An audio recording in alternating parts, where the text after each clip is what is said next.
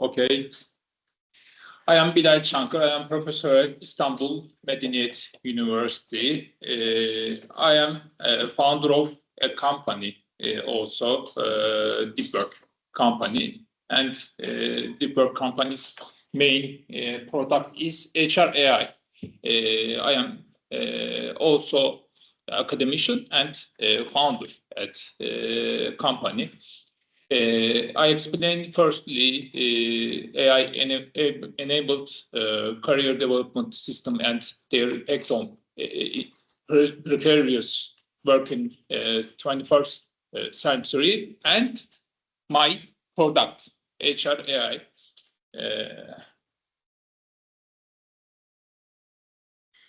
The rise of precarious employment. Until morning, we talk about this.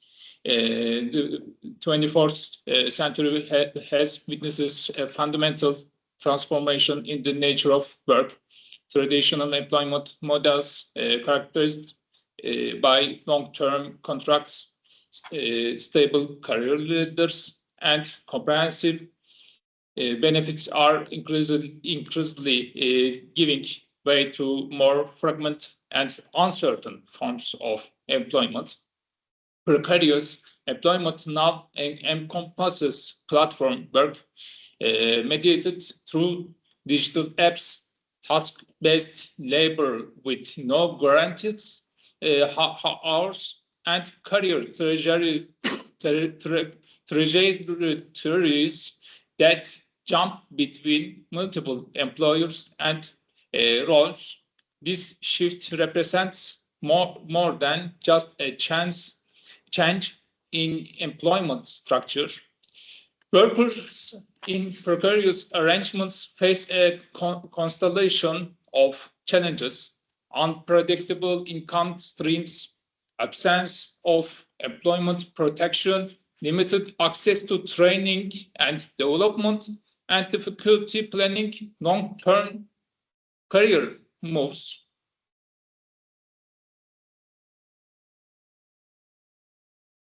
We match traditional employment versus precarious work. Traditional employment model, long-term contracts with single employers. Precarious work reality, short-term contracts or project-based engagements. Traditional, clear career progression pathways. Precarious, unclear or non-existent career ladders. Tradition, structured training and development programs. Precarious, limited access to professional development by companies. Traditional, comprehensive benefits and protection. Precarious, reduced employment protections and benefits. Traditional, employer-sponsored retirement and healthcare. Precarious, self-funded retirement and healthcare planning. Tradition, stable income with predictable scheduling. Precarious, income volatility and unpredictable work hours. This fundamental shift in employment structure has profound implications for how individuals must approach career development, where traditional models provided structured pathways and institutional support. Precarious workers must navigate uncertainty with limited resources and support systems. AI-enabled career development systems and overview. As traditional employment models erode, AI-enabled human resources systems have emerged as influential tools capable of redefining how individuals navigate careers in unstable labor markets. These sophisticated technologies leverage machine learning, natural language processing, and predictive analytics to provide personalized career guidance at scale. AI-based guidance systems, intelligent platforms that analyze individual profiles, skills, and aspirations to provide personalized career recommendations.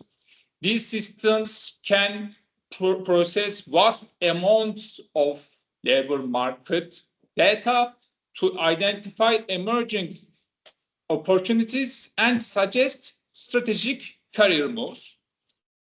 Second one, skills mapping technologies. Automated tools that assess current competencies and identify skill gaps, then recommend targeted learning pathways. This system can translate between different job requirements and help workers understand transferable skills across the industries. Job matching platforms, algorithmic systems that connect workers with opportunities based on skills, experience, location, and preferences. Advanced matching algorithms can identify non-obvious connections between worker capabilities and employer needs. These systems promise to democratize access to career development support, providing sophisticated guidance that was previously available only through expensive career coaching or within large organizations with rigorous HR departments. Research aims and objectives. How do AI-driven career development system affect individuals navigating precarious employment in the 21st century? The primary aim is to examine whether these sophisticated technological tools can offer meaningful career support, particularly for vulnerable groups, including the prepared gig workers and those facing structural barriers to employment, whether algorithmic biases and opaque decision-making structures with risk deepening existing inequalities. The research specifically focuses the three categories AI-enabled system. For one, AI-based guidance platforms. Two, skills mapping technologies. Three, job making systems. Research methodology adopting a conceptual and integrative approach. This study synthesizes contemporary literature across multiple disciplinary perspectives to build a comprehensive understand AI's role in the career development. Literature synthesis, comparative review of contemporary research on AI in HR, precarious labor markets, digital career systems, and algorithmic governance, theoretical integration, bringing together perspectives from career self-management, transition, skills development, and social technical system theory. Dual role analyzing, evaluating both enabling and executionary potentials of AI career development systems, conceptual framework, developing and integrating framework for understanding AI's impact of career progress. Key theoretical perspective, career self-management, translation system, and social technological system. AI as career enable the promise. AI-enabled development systems hold significant promise. Oh, 5 minutes. Supporting individuals, personalized career trajectories, micro-learning pathways. AI gives us enhanced worker and autonomy. AI gives us anywhere, anytime you reach it. AI exhibition employment risks, algorithmic biases. AI has some ethic risks, opaque decision making, black box especially, unequal digital access, as AI has another risk, and surveillance mechanisms. Key findings: the potential AI system can simultaneously enable personalized support while avoiding exclusion. Governance matters, equality focus. Conclusion is toward ethical AI career development should with commitments to transparency, fairness, accessibility, privacy, and agency. AI should, and I explain my product. I have a company at Turkey, Technopark, artificial intelligence-based employee and candidate evaluation platform. About our company, Technopark supports Turkish government.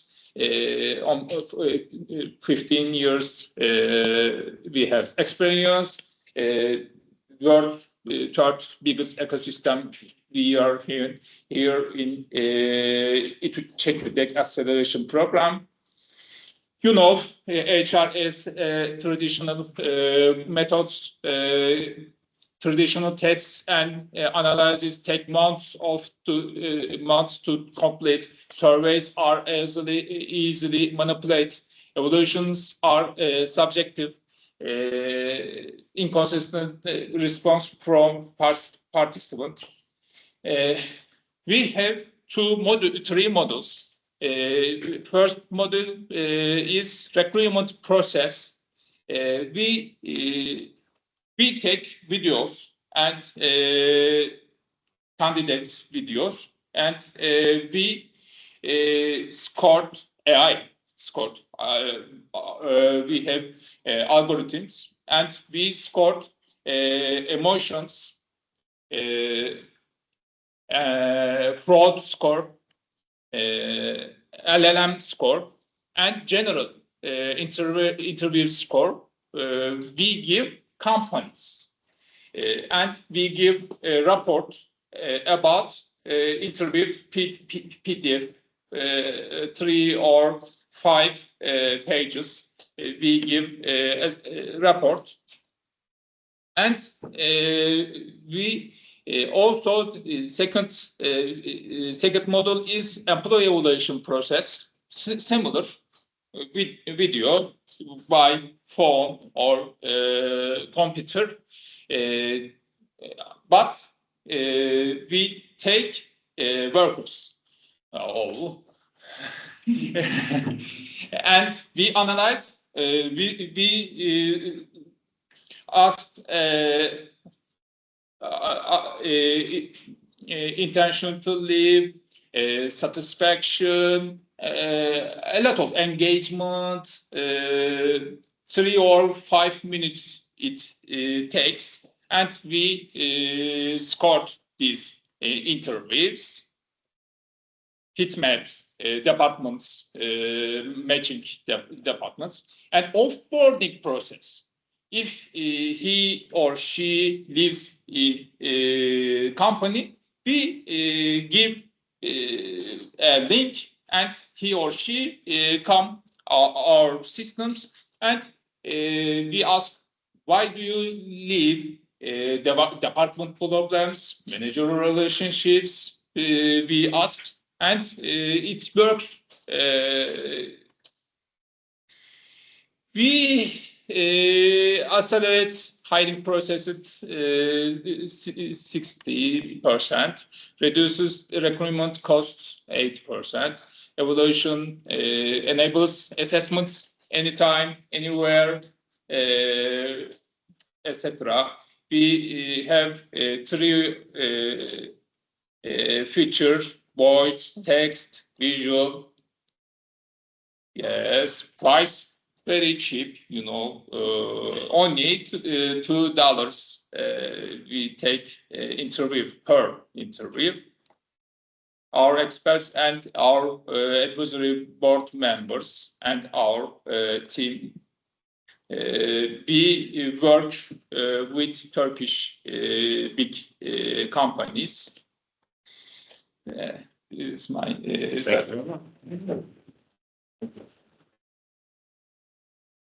Thank you.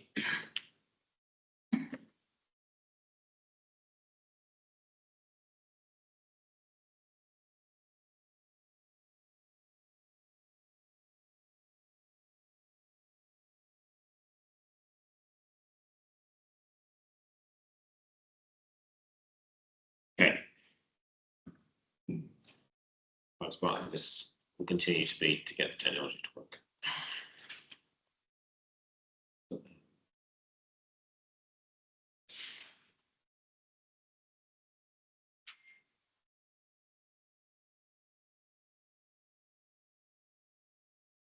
Yes.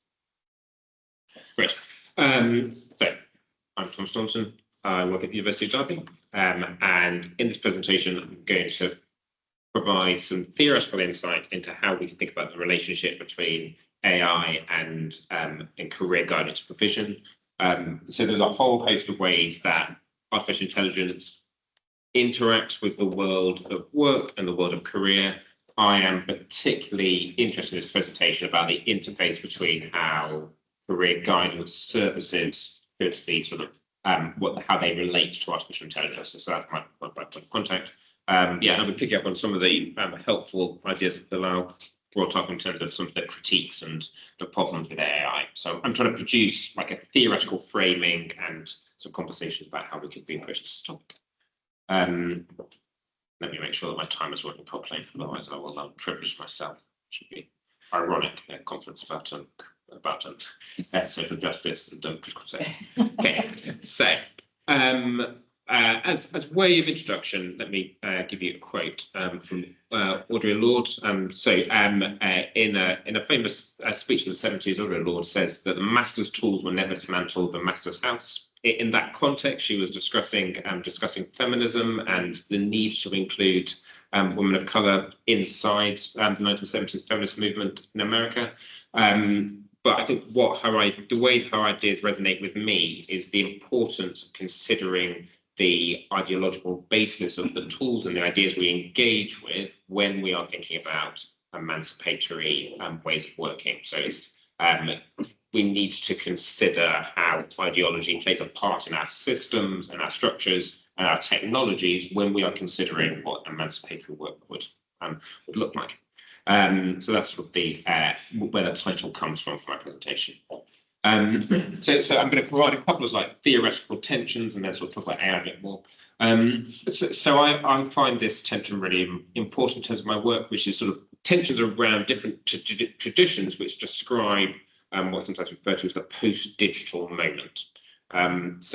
Theorists like Fuller and Yanrick talk about post-digital as technology is no longer a disruptive force in society, it has become integrated into the world that we live in.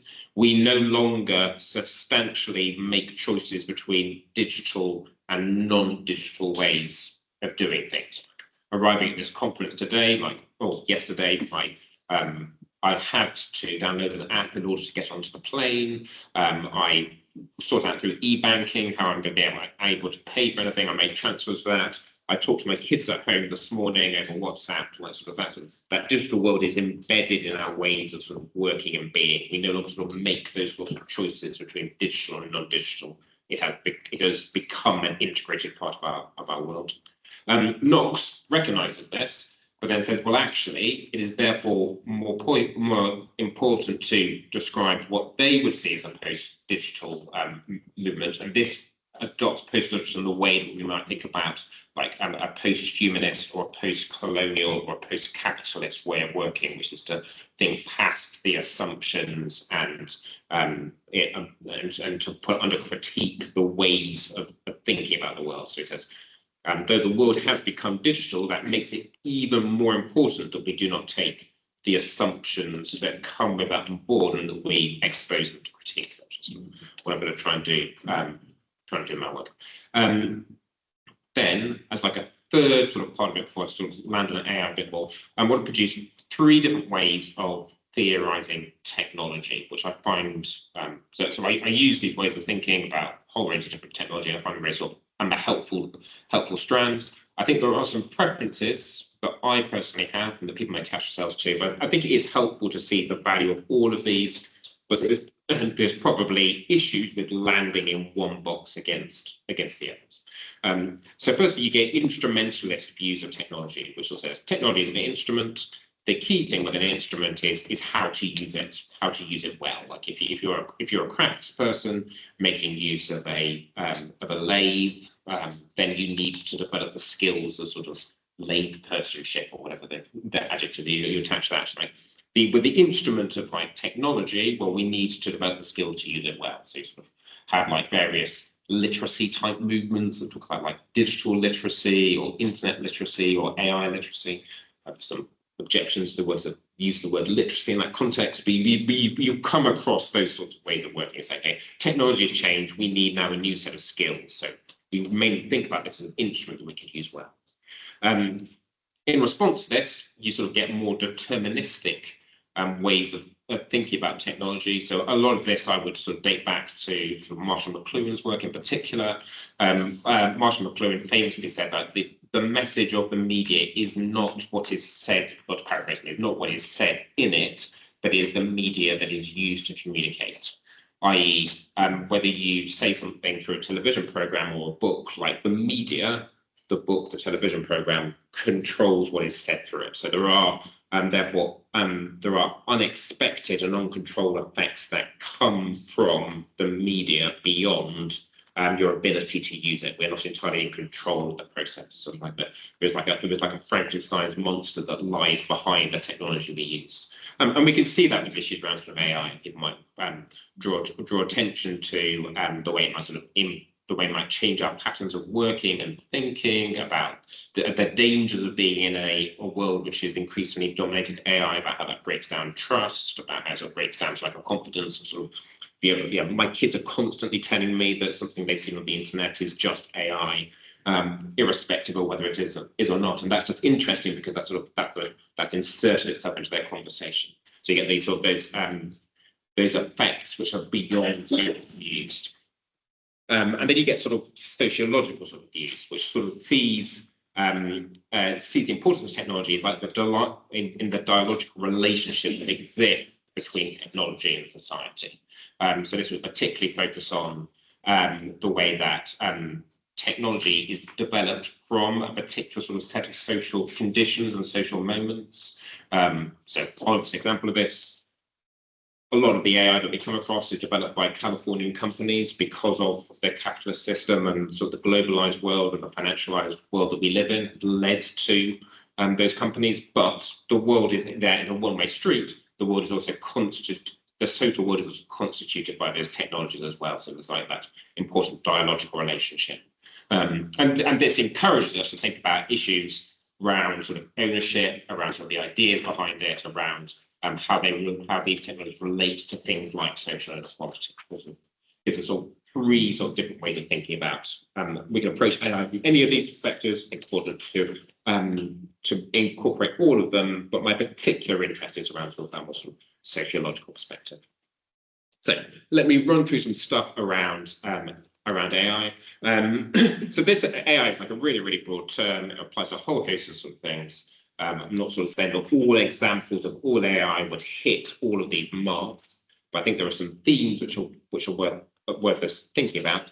But importantly, I think that these themes are not unique to AI, but are extensions of contemporary problems that exist in technology. And if you look at things like debates around sort of educational technology, which has existed over the last 10 to 15 years, a lot of these things come up in a different form inside those debates. So yeah, everything changes, everything stays the same. It's a continuation of thinking about it before. So to run through these things very quickly. So AI is an example of enclosure. So where private companies are able to enclose space that existed as being public beforehand. So educational functions that were done by teachers, if those were then done by AI companies, you've had a transfer from the public space to private space. AI is, like lots of technology, considerably environmentally damaging. I think the damage on the environment done by data storage is equivalent to the aerospace industry, and you can work out which of those is going to rapidly increase over the next 10 years. AI is particularly bad. It's 8 times more damaging than using the internet, and that's not just the trading process, but you might also look at like the extractive process of particularly mining things like lithium, which is sort of particularly environmentally damaging. AI is also has a strong sort of colonialist footprint. Like to train AI, you need to make use of labor. Most of the people employed, well, the entirety of the people employed, particularly by large tech companies to do that work, are in what might be described as the global south. You can ask me about this if you want to at a different point, but like imagine the process that needs to be go through to teach an AI to not produce pedophilic content. That requires a person being exposed to a vast amount of pedophilic content. So that labor, which is psychologically damaging, are done by people in these sorts of situations. AI is also highly sort of fetishized. So I would see this as a progress of technology in general. If you think we are often confronted with new technology, we're told it's going to be progressive, we're told it's going to be good. And at the point that we actually have a chance to reflect on it is normally 2-3 years after that was actually developed, and we'll probably move on to new technology anyway. Sort of and this is not like a rational process. It's like a process driven by hype. And then this leads us as workers, or leaves workers in the system in a constant state of having to adapt to the use of technology. So obviously AI is doing that exact thing of forcing workers just to integrate another thing into their practices and their ways of being. So I think these are all issues with AI. I think these should make us concerned about AI, but they're extensions of pre-existing critiques you might have of technology in general. Quick pop quiz. Anybody know who either of the two gentlemen is in this picture? It is not Michael Gove. The left guy is not Microsoft guy. It is them, yeah. So that's it's Satya Nadella, who's CEO of Microsoft, and the guy on the right is Anthony Albanese, who is the Prime Minister of Australia. And the reason that those two people are standing together is earlier this month, Microsoft signed a massive deal with the Australian government for the Australian government to use a chatbot with young people in Australian secondary school. Well, they're banning. Exactly.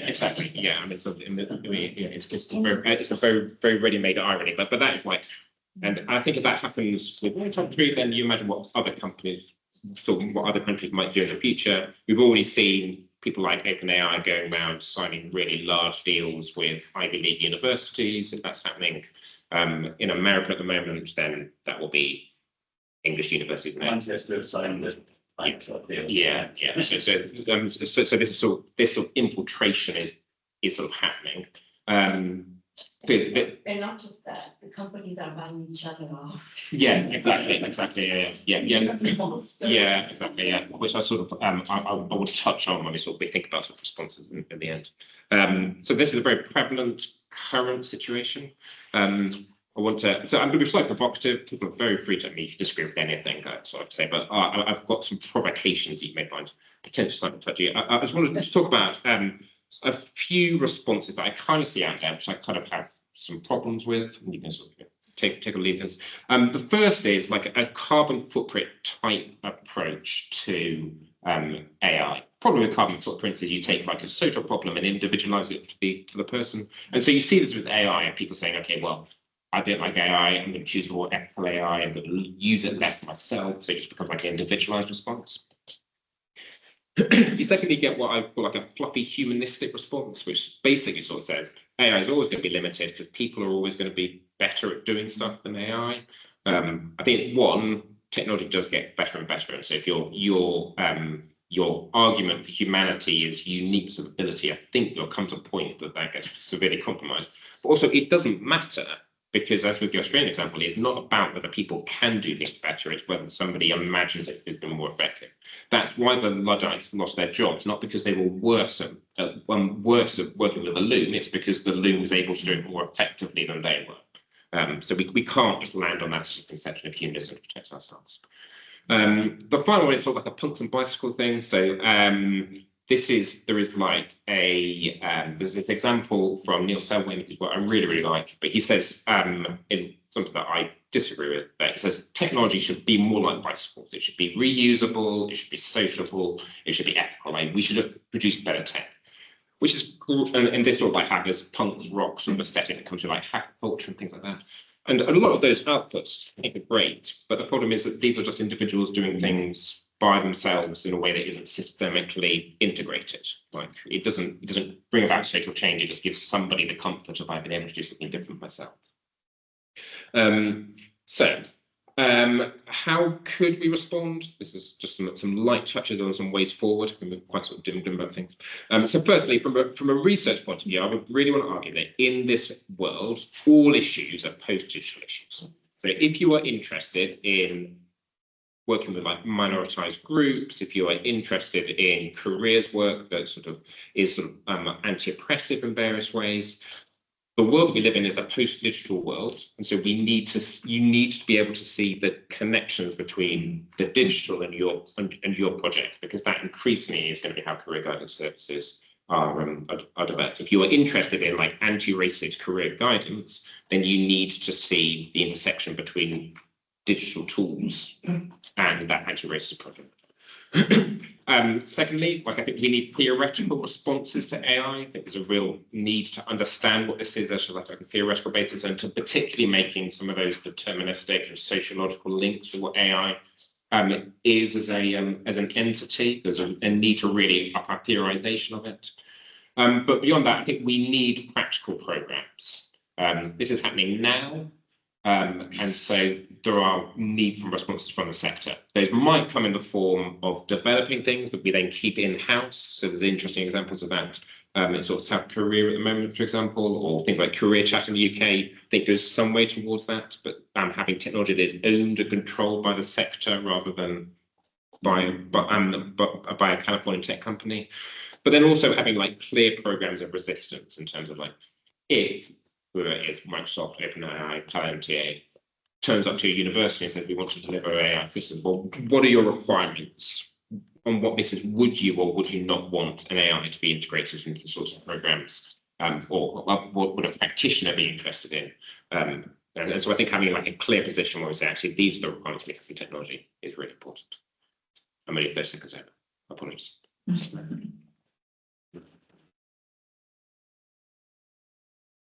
We'll have the people presenting. I just like to see. It needs to speak.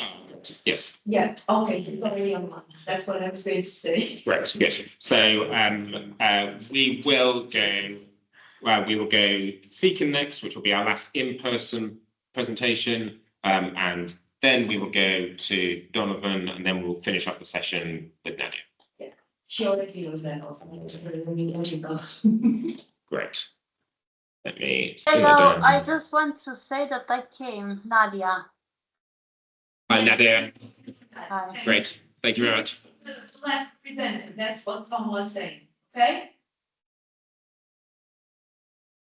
Great. Should be able to hear you from the microphone. Can you get me my Camera's there. I'm Yes. sure you got it. But there's the mic. That's there. The mic back. I sent her an email, so Okay. somehow she'll get the message. Okay, cool. You have that. You can click it out. And then when you want me to change the slide, you just say slide. Perfect. it's the disadvantage of having English as your second language, so you have to have notes. So, like, really impressed by Tom. I have to do it a little bit differently. So, I'm very impressed by you being able to have a second language, which I'm not in possession of.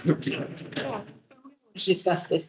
But my name is Stigen Gynge. I work as an assistant professor in the University of Inland Norway. And I am not the PhD student, but the PhD researcher, because I have about 50% of my position in the university is doing my PhD. I am not an academic. I came from 25 years of working in the career guidance sector in different parts of the guidance sector in Norway. So basically what I've been doing is establishing and developing and running career guidance services for a variety of different target groups, from unemployed to immigrants to ordinary people to higher education. So, and I have 2 master's degrees. I have one in knowledge management and innovation, and then I have one in career guidance. And when I was developing my PhD project, I wanted to bridge those two so that I kind of can embrace all that I have studied or all that I have researched before. So my PhD is about innovation and leadership in career guidance. Yeah. So I am not going to say so much about what the precarious 21st century is and all our problems, because we have been working with that all day. But career guidance is used as a systemic tool to solve wicked problems. I can have the next slide, please. Why is this not working? Just click. Where? Yeah, Yeah, I was managing the notes as well. if it's not working, just use the mouse, because the mouse is working. The mouse is working. I'm looking here now. Oh, Yeah, it's my laptop that's causing our problems because that's where she's got the notes. okay. Let me just get my cell phone so I can have.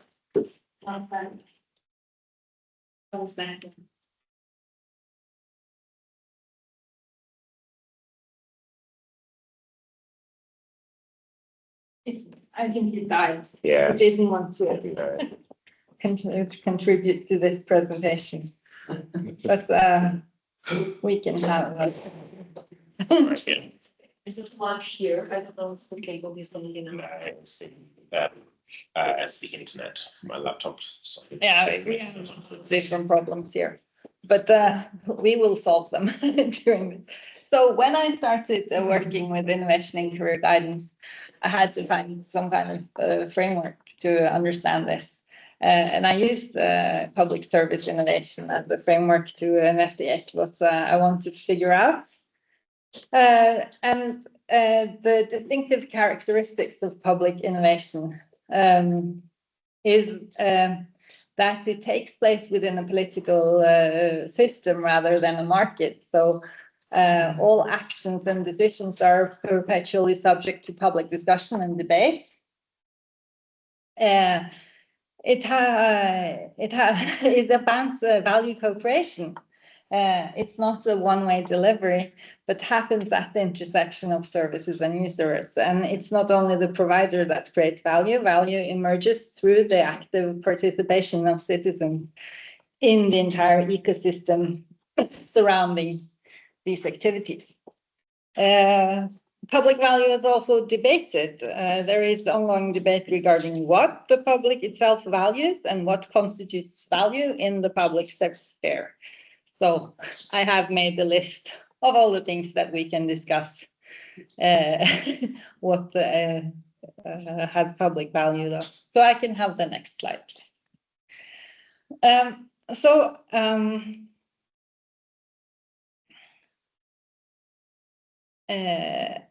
Policy. I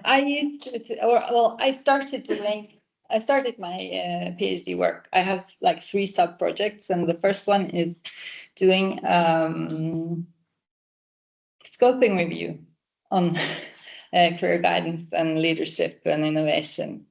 And I've used a typology that was originally developed by Chen and Walker and Soni.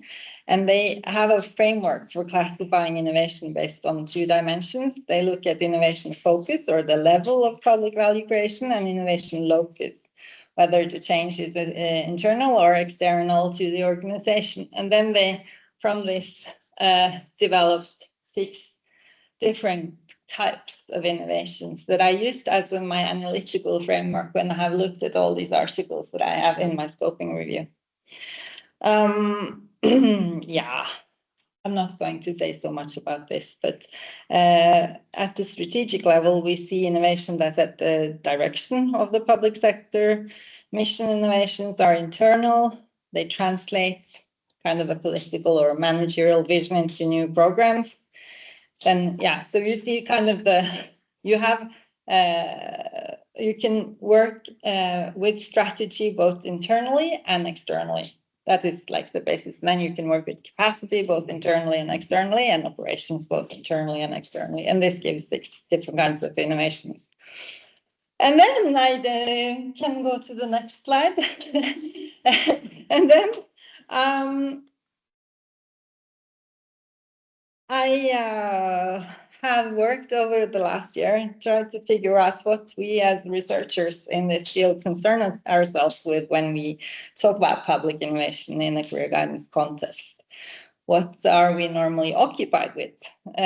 So how did I try to figure this out? My methodology was that I did a scoping study.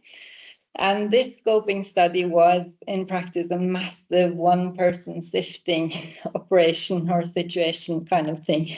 So I scoured like 5 major academic databases for everything I could find on career guidance, leadership, and innovation published since 2000.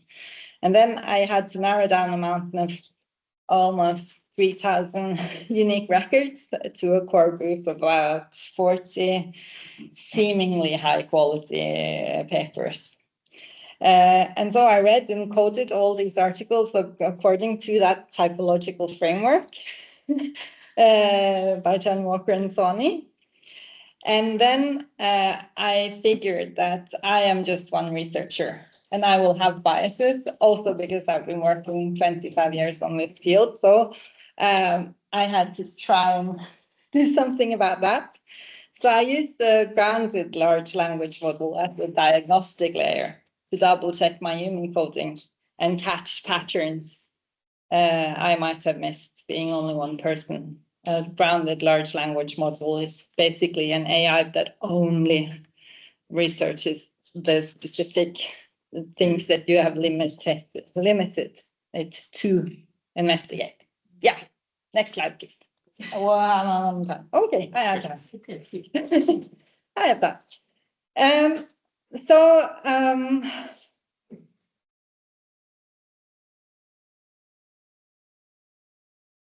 No, I think you need to go back because I forgot to say something. So because it's what I was going to say is what I found. And when you see this table, you see that it reveals which areas are getting the most attention and which are being ignored. So the most focus is on service innovation that you can see here. And then on management innovation and on policy innovation. And this means that as researchers, we talk a lot about how we develop the services that are offered. We talk about the laws and the policies that regulate these services and what goes on inside the public organizations before services are offered to the public. And sometimes we also look a little bit about on what kinds of cooperations the career guidance services have with other organizations. But then that also means that we have 2 missing pieces. We rarely talk about citizen innovation or mission innovation. And this suggests that while career services are changing, we as researchers aren't that occupied with how organizations use policy to fundamentally rethink why these services exist in the first place, which is more like critical career theory. And also, we don't look as much about how citizens and public organizations can co-create successful public career guidance and employment services. Yes, I'm not doing so good on time. Do I have 10 or 15 minutes? For 6 minutes. Okay, good. That's good. This is a little bit difficult for you to see, but I had to do it like that to get the whole model. But we shouldn't worry so much. It's normal that we don't really look at these two things. It's not just us. So what are we normally occupied with? When we examine public sector innovation, we often default to the established. So the Creato and they built on that Chen, Walker and Sony framework and built a more elaborate theoretical framework based on that I used. Okay. And this framework is good for mapping the innovative life of an organization. So they look at types of innovations and also, in addition, strategies and conditions and results of innovations. But it's the question of how we can see it differently. And so we have Heikkula, which is Finnish. Do you know? No? And they understand innovation in public organizations through models or synthesis of different organizational types, like they do by proposing that there are 4 archetypes of innovation or innovating organizations. So the output-based archetype views innovations as like a singular entity or a product that they deliver to the citizen. So measure success by quantities. How many guidance sessions have you had? How many centers do you have?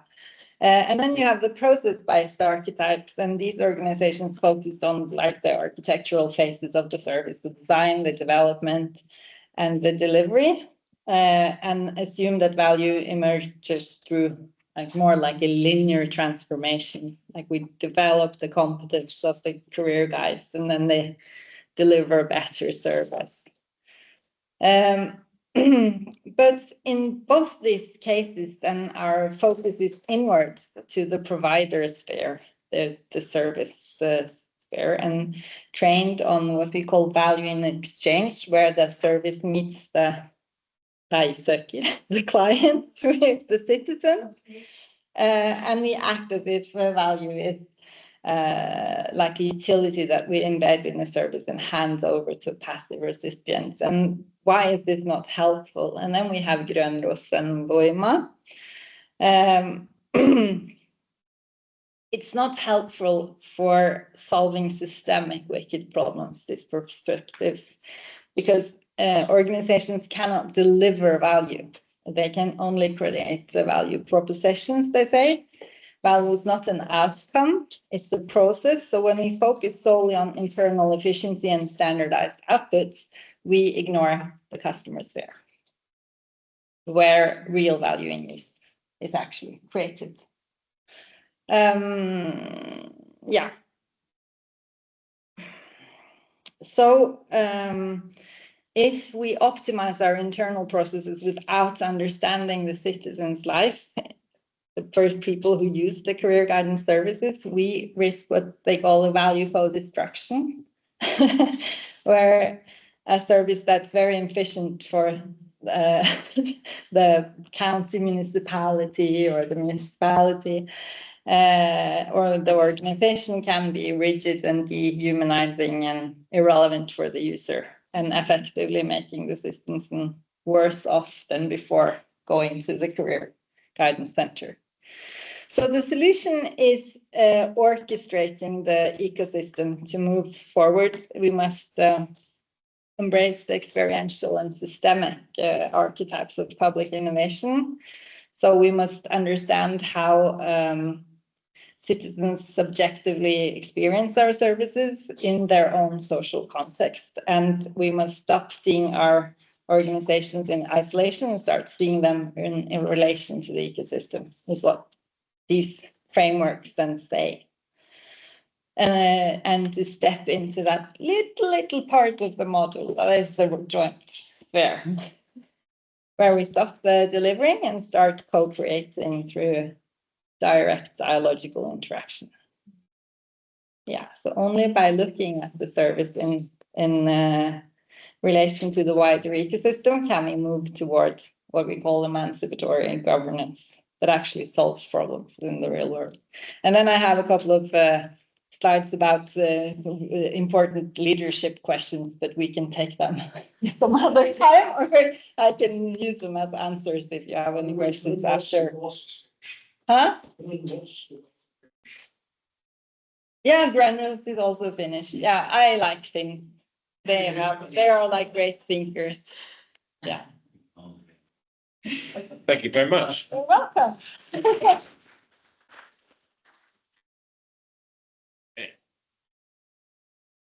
Amazing. So, Can I just make a very quick, okay, so. Yes. You mentioned the Algorithmic. For all of you that do not have Agile one, there's a guest access. And you have the information in the back of the program. But that is not, it just says that the guest Eduroam is not connected to the internet. So we It's can, not guest Agile. oh, It's it's the a guest network. oh, okay. So we just designed Yeah. a password for accessing that was created Yeah. for these. So you have the information about the network plus the password. It's working very well. Yeah. Good for you guys. I'm happy for you. okay, so our next presentation is by Donovan, who's able to get slide up. Do you want to just try and flip backwards and forwards between your slides just to make sure they're working?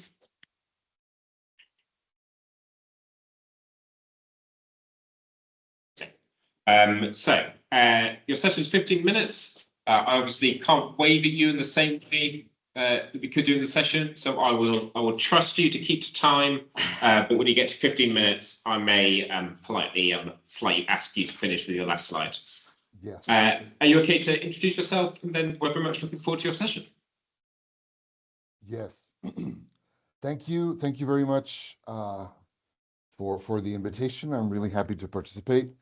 My name is Donovan Barba, and I am a professor at University in Guadalajara in Mexico. I'm a professor in the School of Pedagogy and Psychology, and I teach subjects to the students there.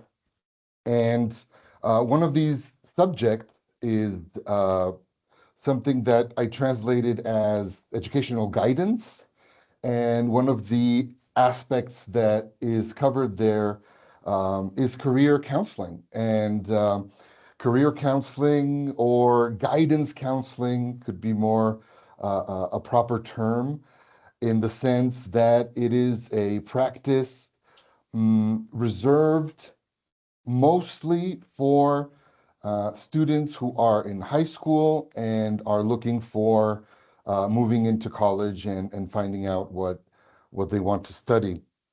And this is an ongoing project that we're working on, because it was kind of like an accident, I would say. Usually with students from pedagogy and the educational psychology degree, practice building a profile for guidance counseling, and then show it to the class, come up with a report to give to the families. And when this was being planned, the director of operations and maintenance of our campus here at Universidad Panamericana approached one of my colleagues in the School of Education, School of Pedagogy, with a very a particular question. And I'm going to pass on to the next. Okay. So I write here that the program is Men in Blue, because a group of workers and that are part of the staff of the university, maintenance staff, gardeners, logistics, uh, basically take care of the operation, were given an incentive, an opportunity to finish their high school degree along with the work. They had class at certain times here at the university, and it was associated with a local school system that has high school education for adults. And it turned out to be successful, and the first generation of people, women and men, graduated. And there have been some cases of people who came into the university and started off in these areas, and through study and guidance and just the possibility of moving into other sectors within the school, or moving out and practicing some kind of more professional degree, so to speak. So the director wanted to know if it was possible to help some of the people who have graduated in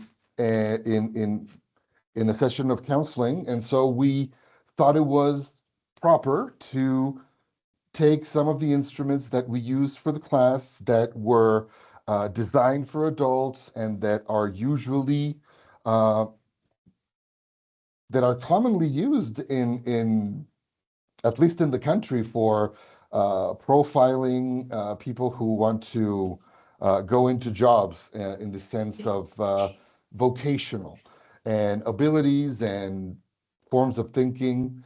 And 10 were, they were all men. 10 agreed to participate. Six of them were assigned to students with the supervision of a teacher, and 4 more have worked only with teachers.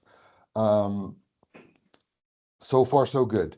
Now, the problem that we discovered as the process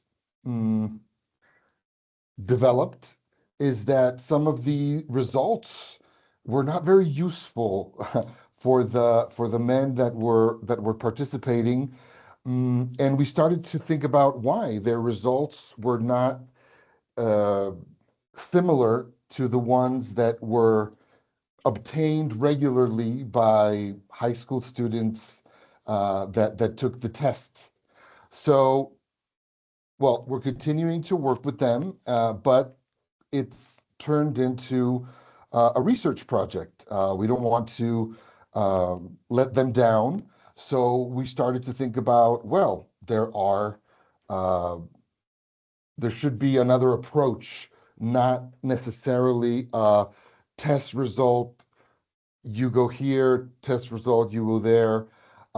And we went into getting to know more about other perspectives, and including, for example, Bluestein's psychology of working, and thinking about how certain forms of measurements don't really apply. I don't know if they don't apply, but they're simply not enough to consider the variety of the experience of workers. Bluestein quotes Super about the grand theme of vocation and of work. And sometimes, depending on the people's background and experience and origin, they don't necessarily have that same path. So also using a perspective that has been that we've been learning here at Cost, we tried to, well, we're working on a different way of approaching this assessment and the giving of feedback that could be useful for these people. These are the assessment tools that we used, and at least two of them are kind of standardized tests. But then one of the core issues is okay, even though they have obtained their high school degree,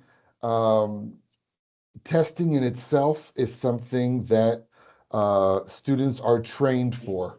So that's something that we've seen is not very effective, but we want to measure exactly how it is. And well, in the end, we want to ask the question on how is it that these tests fall short in the sense of the perspective for adults or for career guidance for people that not necessarily are looking to go into a university program per se. Can we create something different for them? If this university or any other company or any other place of work has a vision of helping the people, I don't know if that's the right perspective, helping or allowing or promoting, is this the way to do it? No, is studying more the immediate form of well-being for all the population? So that's, well, also another critical point here that we were using this chapter by Alan Ansgar about questioning, is psychology and education unquestionable goods? And is it a forceful thing to keep pushing people into professional university degrees when their life experience and their interests may be going somewhere else? And well, this is where we are now. We have our quantitative baseline with the tests. We would like to keep expanding on finding out more, but we're focusing now on the interviews with the men, telling them about the results they had, but also integrating the Savikas perspective and this life narrative and expectations that they are more closer to. We hope that this gives us enough material to start thinking about context-sensitive assessment. Maybe right now we used it at the university, but we've been searching for similar proposals in companies around our city, around our state, and maybe we can expand it to more cases like that in the future. Thank you. Amazing. Thank you very much. Great. Great. Nadia, it's over to you. Are you able to use the screen share to put any presentation that you have up? For me, the question? Yes. Okay. Sorry, I don't hear very good. No, yeah. Can you, do you have a presentation? Can you share your screen? Yes, I will, of course. Thank Okay. you.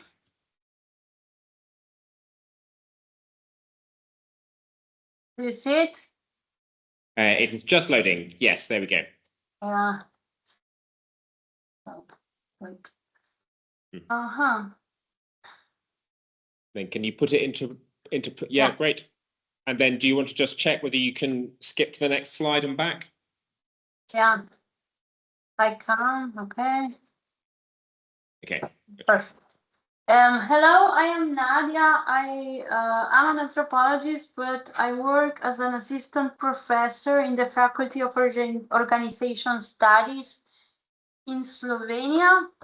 where I teach organizational behavior. I also have my Center for Labor Studies, and I also participate as assistant professor in the University of Ljubljana in anthropology as well, and in Universidad de Buenos Aires, from where I am. So thank you for the invitation, and I would like today to reflect about a question I have about academic careers under conditions of digitalization and artificial intelligence. My central argument is that this digitalization is not only transforming our work, but it's also reshaping what a career means, how it's lived, and I will try to show you. Over the last decades, as we know, the research about labor has shown that precarization in academic work is growing up, that a lot of work is doing on project-based work, and that we are under these continuous evaluation regimes. So coming from Argentina, where the neoliberal politics started to complicate the scenarios for the university, for universities, as well as moving to Slovenia and working myself in a private university, I started to observe that this artificial intelligence, especially from 23 on, it is reshaping practices, rhythms, hierarchies, but also the expectations that are now put on the researchers and of teachers. Here, my research problem started from participant observations that I had in different universities, stressed before, in the University from Buenos Aires, Ljubljana, and here in the Faculty of Organization Studies. And as a framework, I kind of work with these ideas of academic capitalism, where we started to observe this incrementation of management language. For example, this is in Spanish, but evaluation, strategic plans, productivity.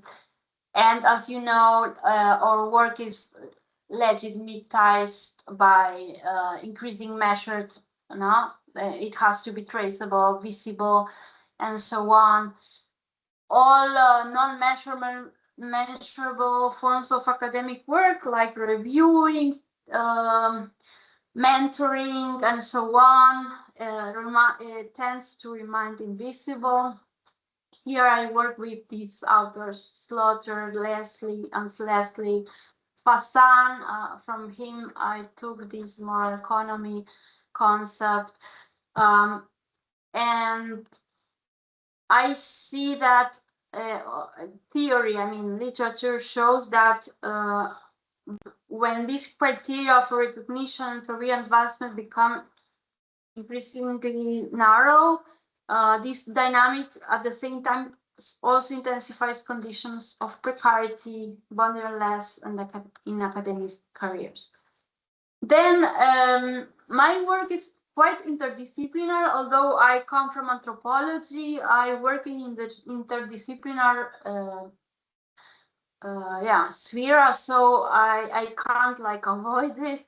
So then I started to check some literature from the in higher education publications, and then these publications show that AI is increasing. People use it for prepared teaching materials, synthesize content, support assessment, and manage administrative workloads, which is a kind of it's here influencing the practices, right, that are held in higher education students employ AI to solve problems, improve academic writing, and generate ideas. These ideas are part of our research from last year, where we compared faculties in administration from Slovenia and from Bosnia. So among the benefits that were pointed out are this time saving, improved organization, enhanced personalization, and increased productivity.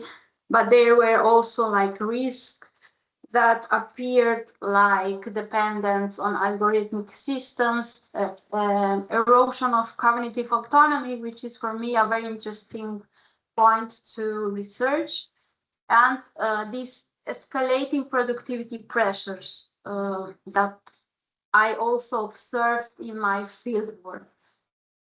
Then, as you may know, digitalization became or an organizational mediation, and this also accelerated the perception of work, and especially in academic work. Here, among the values that are stressed in literature, we can conceptualize. I mean, the concept acceleration. I took it from Rosa, who is a philosopher, so that you see that I work with a really interdisciplinary framework. But here the idea is to match these dominant values that come with management, also logic, immediacy, efficiency, traceability, optimization, which take to chronic acceleration and also to self-exploitation of academic workers. And what I'm researching, I'm still researching, but what I see in my research is that AI intensifies this loop. It automatizes processes, but also simultaneously adds to workers new tasks, like checking and so on. I will just come back. Then another aspect that is interesting for me is how this comes to this subjectivization of self-management, where I try to, following Foucault, Alvesson, and Wilmont, and also Revisha Castro, from the Universidad Complutense, how these discourses of excellence, innovation, begin to shape these professional identities, where the academic subject becomes autonomous but controlled, innovative but measurable, and this has to do with our careers as well. We get multiple subjectivities and roles, professional, teacher, editor, project manager, and so on. So Revisha Castro and et al. Say that work comes under tension, which is for me quite interesting. So I worked for my research with, as I said, participant observation in different organizations, higher education organizations. And then I also used qualitative research methods like in-depth semi-structured interviews with academic staff from different disciplines and career levels. I will not describe this, but mainly this work enhances the results from Europe mainly. I also work with not academic workers and research support staff. Overall, if I just talk about the interviews, I could confirm that digital technologies and artificial intelligence reconfigure, of course, time, space, practices, and social relations. This is not new, I know. Here the work is reorganized, especially from pandemic. There was an expansion of academic work from home.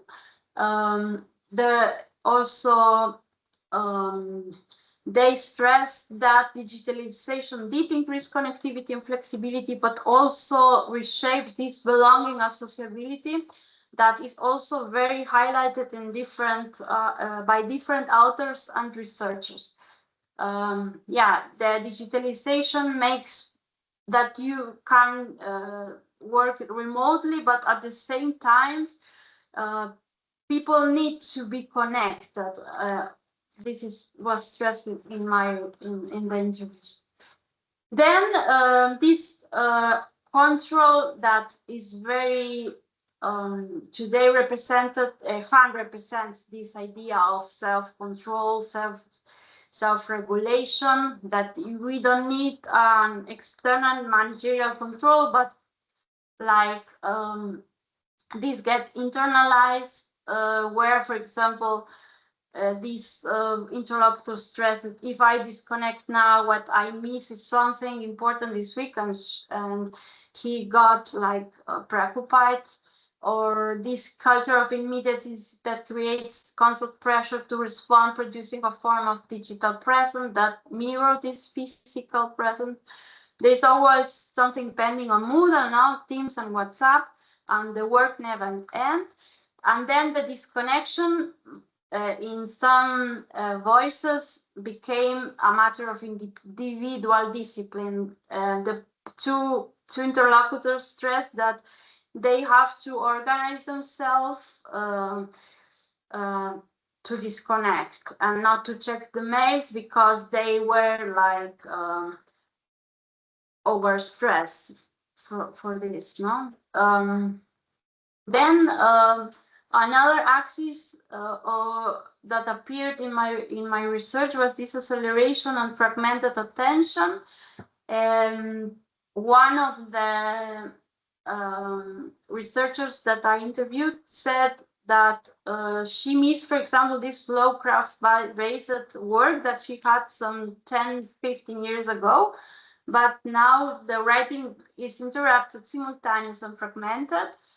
And this, of course, takes to acceleration, constant feeling of constant lack of time, and the guilt, because I also try to understand to observe which emotions come after this kind of accelerated way of working, and guilt is one of them.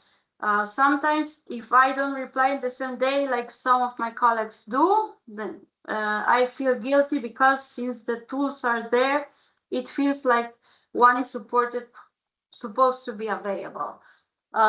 Okay, visibility is also a new academic value, but it has also these contradictions in the sense that if the work is not recognized in some journals, then it's not worth these demands, the growing demands for innovation, productivity, and constant exposure.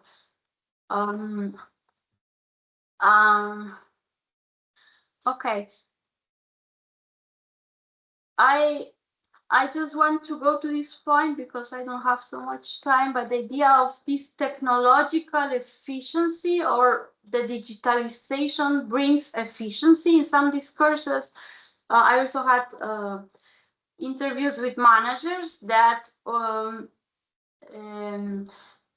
ask their workers, their teachers and researchers to use AI to improve their rhythm of working, their writing, their efficiency. And this coexists with this paradox of academic acceleration. But this brings also like problems, which has to do with the cognitive relief. Now, for example, it saves time because it organizes part of the work. On one hand, it helps a lot, but in other hand, people feel that they have to stick on this accelerated rhythm. The other issue that was interesting to me was this Nadia? epistemic ambivalence. Yeah, I have to end. Great. Yeah, just Thank you. to wrap up, but the idea is that, for example, from AI on, we have the possibility like to translate quicker and to publish in English languages. But at the same way, it also brought these cognitive questions, right? Like we have to be more critical, and I'm like going. And there are also some strategies, but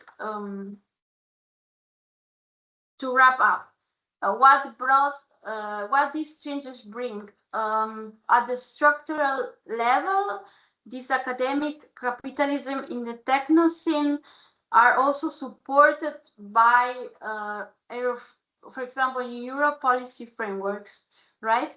That also like reinforce this logic, technocentric logic. Here at the organizational level, digitalization is a mediator of academic work, but it reinforces culture of intensified work and these performance regimes and cultures. What is interesting for our discussion, I think, is this subjective experience of academic work, especially like that here I identify a divide, no, between subjects like integrated into this digital performance logic and subjects experiencing saturation, exhaustion, and erosion, and subjects that want to leave academia. Now here it's also this affective dimension that brings the digitalization passion, when vocation, meaning also coexists with guilty, anxiety, exhaustion, and frustration, which can also be contrast with agency, resistance, and resignification. People like react in different forms. There are different ways of defending from this connection and continuous acceleration, but as I just want to, for this idea of career, like people decide to, I don't know, writing in a slower way, to be more carefully, deep reading, and also quite quitting, and also the quitting desire. So Nadia, is it okay to stop there? It's been very interesting, but yeah, I do. Not starting Oh, okay.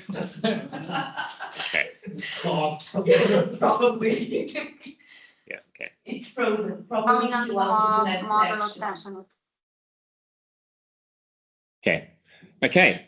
Shall we stop there? Nadia, you okay to finish up? But Sorry. don't worry, Dora. It's very interesting. Yeah. Definitely.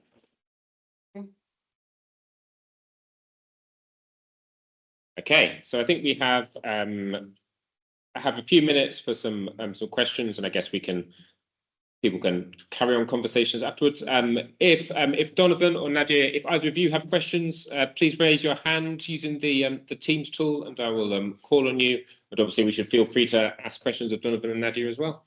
But yeah, are there any questions for any of the presenters?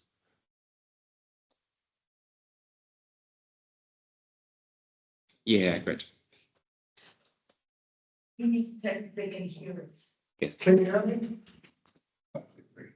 Yeah, just speak into this. Okay, cool. Yeah, I will relay anything. Yes, I think I'm asking you guys, because I'm very interested in what you've done, quite similar to what we are doing here doing business school. What I'm curious is, you talk a lot of different concepts regarding AI. Is there a joint framework or a conceptual model that links all your concepts of most of the concepts together rather than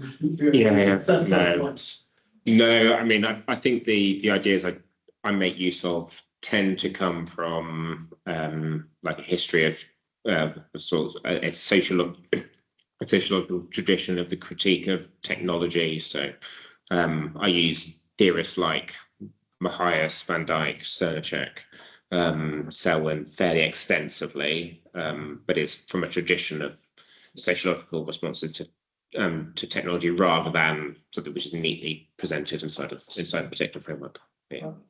It's something that's so popular, there must be something that. Yeah, sure. Yeah. Together that we look at. Yeah, definitely. Yeah, no, I mean, I think it is developing literature, but I think I find it. I think as Alex was helpfully talking about this morning, there's a need to position our critiques in terms of an ongoing history of how technology has always been part of people's working lives, and there's always been that sort of interaction. And then the digital economy has existed for 30 years or more, and so to position our critiques there and then ask the unique questions of AI rather than starting with its uniqueness. Yeah. Thank you very much. Because yes, you're absolutely right. And thinking also about a little bit about what you said, the truth is that let's call it digitalization. And if you look into developmental psychology, people are already looking at digital as a new context for development. Yeah. There are actually people already doing research on how digital is the context in which of course. you need to think about, let's say, young people's development, not just those, Sure. but starting there. So I think that it's not necessarily the framework you're referring to. It's not necessarily the reading or the point of view you are thinking about. It's not necessarily just about the more than human world, but it's about all of these. Yeah, sure. Right? Because it's already how people are positioning themselves in this new different world in terms of, because the world is different. Sure. Right? And this is a new context of development that it's relatively new in terms of our experience as human beings, in which we still need to learn how to think about it as a context for development. Yeah, I think so. I think for me, I think it's worth just pulling two things apart. Is that there's like the scientific progress or the scientific change was the way that we're able to do things with technology that we weren't able to do previously, and there's a whole host of innovations from computation to cameras to sort of independent artificial simulations. Like there is the technical progress, which is really important to observe, but then there is also the like the political economy that sits behind that, is that we still have a technology which is owned and mediated by people, that there is the way that sort of capitalism sort of produces itself and reproduces those sorts of inequalities inside those systems. And so I think when we look at a digital world of work, it's important to be able to recognize the intersection of those two things, so that it's both the technical and the political colliding in particular ways rather than privileging one perspective over the other. The technical being directed as part of it overall. Yes, exactly. Yeah, definitely. Yeah, definitely. Yeah. And I find it helpful to have like there's those sort of deterministic things, or is the thing like it's not just that Silicon Valley has designed a world, is that there is the unexpected outworkings of that. And so, but yeah, you've got to recognize that the range of relations and I think we get from this morning, like the range of different forms of struggle that exist inside that, and how that creates a series of tensions, and that young people as precarious individuals will be particularly exposed to those sorts of tensions. To be honest, the question that you posed on, I think it's a relevant one to include the AI as an agent in this. Like it's like a human, non-human, multi-species assemblage. Sure. And when you think about in Veragianism, so I think it's like a characters of understanding. So it gives a hermeneutic, and it creates the same. It's reflecting the same inequalities and epistemic inequalities as our, and I think it relates also to Donovan's. All these measuring hermeneutics, measuring career aspects. So we have to remember they're reflecting a cultural logic that does not respond to the lived experiences of many. And if you type into same in AI, if you type into what is career, so you get that same old, sort of reflecting the linear, the usual story. Mumbo jumbo. Mumbo jumbo, as we call it, in this critical space when and it's not creating anything new, it's Yeah, not no. having those lines of light or that sort of creativity. I don't remember, Bourdieu, somebody said that the transformation is also happening through unseeable variation, which leads to something new. So AI is just reproducing what it's been fed. It's able to engage in who is feeding that knowledge, is epistemically in that. It creates interesting differences in temporalities. Humans are slow, machine is fast. There's the exploiters, the companies, the ones who are being exploited and being used as objects and subjects. And so these And not just that, the reproduction of certain narratives that dominate social space in terms of what is good, what is bad. For example, in terms of aspirations, as you said, what is a good lifestyle? You know, earning a lot of money, having a very prestigious job, being able to go on vacation to location X, Y, or Z. And at the same time, if we look especially at younger generations, and there are also some interesting data from the European Social Survey, etc., they are moving away from these logics and these dynamics in certain senses they are. And for example, a huge problem nowadays in the labor market is that conflicting ways of thinking about what the job is between generations. There's a huge generation gap that companies are finding it hard to accommodate, and young people come from a different mindset many times. That is the one that is very different from the traditional organization. Like, am I really supposed to work every day from 9 to 5? And then they say them at the company, yes, you are. And then they think, why? Because I have all these different possibilities. And then why do I have to do it like that? Why can't I do it in my own terms? And this is real. This happens already.